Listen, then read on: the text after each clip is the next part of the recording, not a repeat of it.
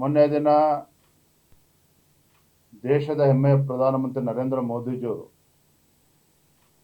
ಮೊನ್ನೆ ದಿನಕ್ಕೆ 11 ವರ್ಷಗಳ ದೇಶ ಸೇವೆಯನ್ನು ಮೊನ್ನೆ ಪೂರೈಸಿದ್ದಾರೆ. 11 ವರ್ಷಗಳಿಗೂ ಹೆಚ್ಚು ಕಾಲ ಗುಜರಾತ್ ರಾಜ್ಯದ ಮುಖ್ಯಮಂತ್ರಿಗಳಾಗಿ, ತದನಂತರದಲ್ಲಿ ದೇಶದ ಪ್ರಧಾನಮಂತ್ರಿಗಳಾಗಿ 11 ವರ್ಷಗಳ ಕಾಲ ಒಂದು ಸುದೀರ್ಘವಾಗಿ ಒಂದು ಉತ್ತಮ ಆಡಳಿತವನ್ನು ಕೊಡೋದ್ರ ಮುಖೇನ ಒಂದು ಭಾರತವನ್ನು ಮುನ್ನಡೆಸ್ತಕ್ಕಂಥ ಕೆಲಸ ಮಾಡ್ತಾ ಇದ್ದಾರೆ. ಇವತ್ತು ನರೇಂದ್ರ ಮೋದಿಜಿಯವರ ದಿಟ್ಟ ನಾಯಕತ್ವದ ಪರಿಣಾಮವಾಗಿ ಕಳೆದ 11 ವರ್ಷದಲ್ಲಿ ಅನೇಕ ಜನಪರ ಯೋಜನೆಗಳನ್ನು ಕೊಡ್ತಾ ಇರ್ತಕ್ಕಂಥ ಪರಿಣಾಮವಾಗಿ ಸಾಕಷ್ಟು ಆರ್ಥಿಕ ಸುಧಾರಣೆಗಳನ್ನು ಅನುಸರಿಸಿರ್ತಕ್ಕಂಥ ಪರಿಣಾಮವಾಗಿ ನಮ್ಮೆಲ್ಲರೂ ಕೂಡ ಹೆಮ್ಮೆ ಇದೆ. ಇವತ್ತು ಭಾರತ ಜಪಾನನ್ನು ಸಹ ಹಿಂದಿಕ್ಕಿ ಇವತ್ತು 4ನೇ ಒಂದು ದೊಡ್ಡ ಆರ್ಥಿಕ ಶಕ್ತಿಯಾಗಿ ಇವತ್ತು ಭಾರತ ಹೊರಹೊಮ್ಮಿರ್ತಕ್ಕಂಥದ್ದು ನಾವು ನೋಡಿದ್ವಿ. ಕಳೆದ 11 ವರ್ಷದಲ್ಲಿ ನಮ್ಮ ಕೇಂದ್ರ ಸರ್ಕಾರ, ನರೇಂದ್ರ ಮೋದಿಜಿ ನೇತೃತ್ವದ NDA ಸರ್ಕಾರ ತೆಗೆದುಕೊಂಡಿರ್ತಕ್ಕಂಥ ನಿರ್ಧಾರಗಳು, ಡಿಜಿಟಲ್ ಇಂಡಿಯಾ ಇರ್ಬೋದು, ಪ್ರಧಾನಮಂತ್ರಿ ಜನ್ಧನ್ ಯೋಜನಾ ಇರ್ಬೋದು, ಸ್ವಚ್ಛ ಭಾರತ್ ಮಿಷನ್ ಇರ್ಬೋದು, make in India, Pradhan Mantri Kisan Samman ಯೋಜನೆ, Jal Jeevan mission, startup India, ಈ ರೀತಿ ಅನೇಕ ಯೋಜನೆಗಳನ್ನು, ಕಾರ್ಯಕ್ರಮಗಳನ್ನು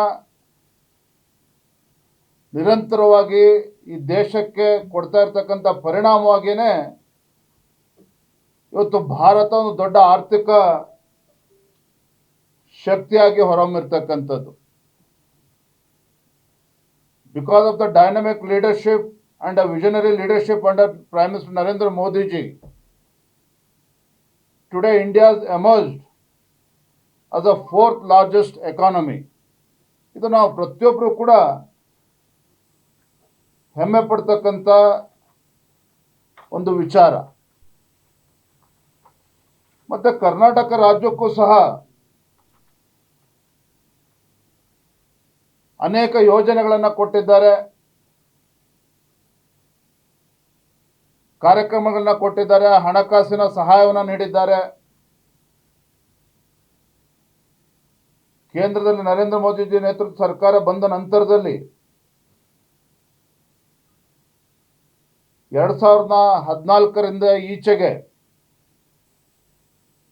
ನಮ್ಮ ರಾಜ್ಯದಲ್ಲಿ ರೈಲ್ವೇಸ್ಗೆ ಸುಮಾರು 2702 ಕೋಟಿ ರೂಪಾಯಿಯಷ್ಟು ಅಂದರೆ ಅಭಿವೃದ್ಧಿಗೆ ಹಣವನ್ನು ನೀಡಿತ್ತು ನಮ್ಮ ಸರ್ಕಾರ. ಮತ್ತು NDA 2 ತದನಂತರದಲ್ಲಿ ಸುಮಾರು 5,000ಕ್ಕೂ ಹೆಚ್ಚು ಕೋಟಿ ರೂಪಾಯಿಗಳನ್ನು ರೈಲ್ವೆ ಅಭಿವೃದ್ಧಿಗೋಸ್ಕರ ನಮ್ಮ ಕರ್ನಾಟಕ ರಾಜ್ಯಕ್ಕೆ ನೀಡಿದ್ದಾರೆ.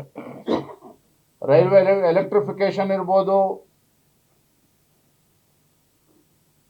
ಎಲ್ಲ ವಿಚಾರಗಳಲ್ಲಿ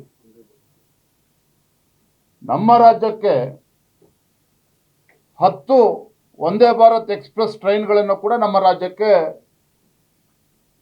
ಕೊಟ್ಟಿರುವುದನ್ನು ಈ ಸಂದರ್ಭದಲ್ಲಿ ನೆನಪು ಮಾಡಿಕೊಡೋದಕ್ಕೆ ಇಚ್ಛಪಡ್ತೇನೆ. ರಾಷ್ಟ್ರೀಯ ಹೆದ್ದಾರಿಗಳ ಅಭಿವೃದ್ಧಿ ಎಲ್ಲದಕ್ಕೂ ಸಹ ಇವತ್ತು ಕೇಂದ್ರ ಸರ್ಕಾರ ನಮ್ಮ ರಾಜ್ಯಕ್ಕೆ ಇವತ್ತು ಸಹಕಾರವನ್ನು ಕೊಡ್ತಾ ಇದೆ, ಅನುದಾನವನ್ನು ಕೂಡ ಇವತ್ತು ಕೊಡ್ತಾ ಇರ್ತಕ್ಕಂಥದ್ದನ್ನು ಈ ಸಂದರ್ಭದಲ್ಲಿ ನಾನು ನೆನಪು ಮಾಡ್ಕೊಳ್ಳೋದಕ್ಕೆ ಇಚ್ಛಪಡ್ತೇನೆ. ನಮ್ಮ ರಾಜ್ಯದ ಜನತೆಯ ಪರವಾಗಿ ನಮ್ಮ ದೇಶದ ಹೆಮ್ಮೆಯ ಪ್ರಧಾನಮಂತ್ರಿಗಳಿಗೆ ಈ ಸಂದರ್ಭದಲ್ಲಿ 11 ವರ್ಷಗಳನ್ನು ಪೂರೈಸಿರ್ತಕ್ಕಂಥ ಶುಭ ಸಂದರ್ಭದಲ್ಲಿ ಭಾರತ ಜಗತ್ತಿನ ಒಂದು 4ನೇ ಒಂದು ದೊಡ್ಡ ಆರ್ಥಿಕ ಶಕ್ತಿಯಾಗಿ ಹೊರಹೊಮ್ಮಿರ್ತಕ್ಕಂಥ ಈ ಶುಭ ಸಂದರ್ಭದಲ್ಲಿ ನಮ್ಮ ಹೆಮ್ಮೆಯ ಪ್ರಧಾನಮಂತ್ರಿ ನರೇಂದ್ರ ಮೋದಿಜಿ ಅವರಿಗೆ ನಾಡಿನ ಜನತೆಯ ಪರವಾಗಿ ನಾನು ಶುಭಾಶಯಗಳನ್ನು ಕೋರ್ತಾ ಇದ್ದೇನೆ. ಅಭಿನಂದನೆಯನ್ನು ಕೂಡ ನಾನು ಸಲ್ಲಿಸೋದಕ್ಕೆ ಇಚ್ಛಪಡ್ತೇನೆ.